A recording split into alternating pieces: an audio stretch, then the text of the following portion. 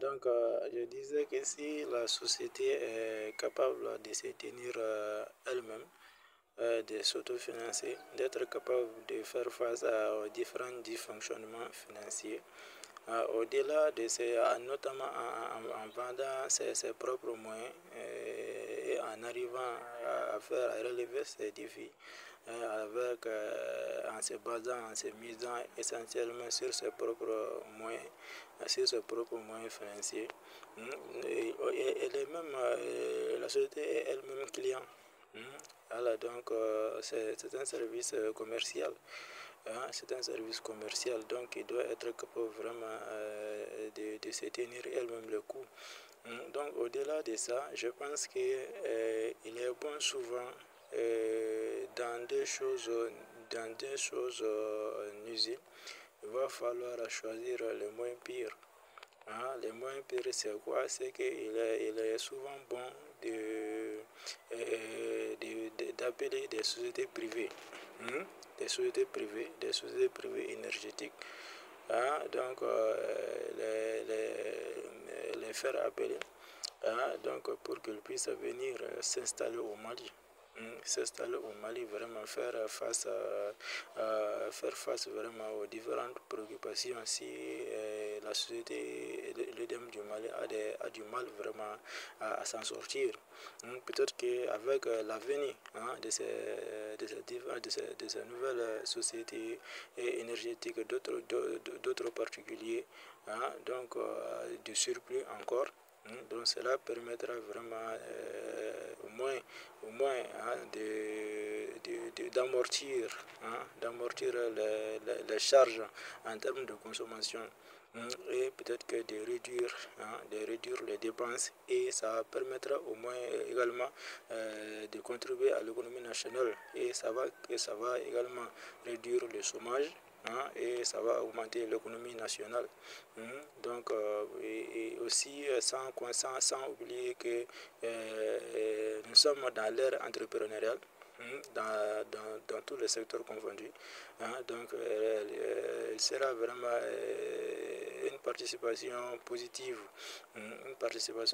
dans tous les secteurs. Voilà, donc réfléchir dans ce sens et réduire les aspects négatifs.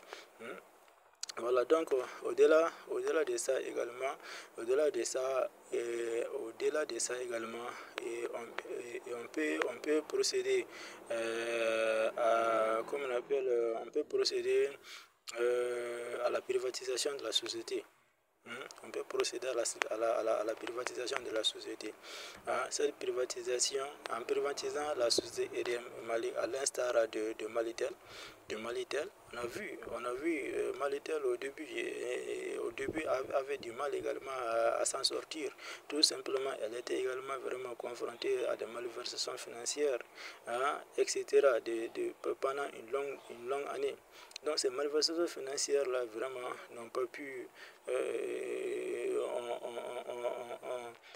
fut vraiment le chaos de cette société, ni était vraiment l'intervention, la privatisation de cette société voilà, par l'État malien. Donc, dans les Marocains, l'État marocain est largement actionnaire. Donc, elle a permis vraiment de relever les défis de cette société. Actuellement, cette société se tient bien. Donc, à l'instar de la société malienne, une société de télécommunications, il va falloir peut-être appliquer vraiment le même système à l'EDM.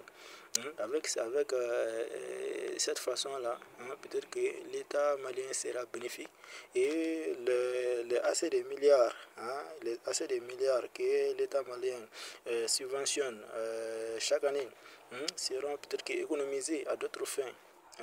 Donc il va falloir vraiment réfléchir intelligemment dans cette dynamisme-là, donc afin que vraiment que tous les Maliens au moins puissent avoir une satisfaction énergétique. Voilà, parce que l'énergie c'est un facteur vraiment de croissance économique. Voilà, donc sans énergie, vraiment, le pays vraiment est confronté à d'énormes difficultés, à d'énormes difficultés d'entrepreneuriat, à d'énormes difficultés économiques. Voilà, donc l'énergie est considéré comme le moteur de la croissance économique. Voilà, donc il va falloir entre autres développer ces idées et cela permettra énormément de réduire drastiquement, vraiment les différentes préoccupations que les Maliens sont confrontés à longueur du jour. Voilà, donc vive la légalité, la citoyenneté, le travail. Je vous remercie. Aimez la vidéo, commentez la vidéo, partagez la vidéo, abonnez-vous. Je vous remercie.